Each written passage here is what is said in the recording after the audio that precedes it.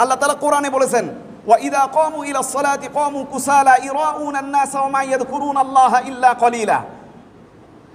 অনেক মানুষ আছে লোক দেখানোর জন্য কি করে, ইরাউনা আন-নাস, মানুষকে দেখানোর জন্য নামাজ আদায় করে। কি রকম? মনে করেন যে আমরা বাড়িতে কোনো আত্মীয় আসছে, তিনি নামাজি আত্মীয়, হাজী সাহেব, তিনি কোনো এক সাহেব আসছেন নামাজে, এখন বলতেছেন বিআই বা অমুক চলেন নামাজে যাই। আমি কিন্তু সারা বছর নামাজের ধার ধারি না, চলেন নামাজে যাই, টুপি আছে কি না আছে, বাস আল্লাহু আকবার। এই যে আপনি কাউকে সন্তুষ্ট করার জন্য, কাউকে দেখানোর জন্য নামাজে আসলেন, এটা করা যায় কি না? কাউকে দেখানোর জন্য নামাজ আদায় করা যায়। সারা বছর নামাজ না আদায় করলেও ঈদের নামাজে যায়।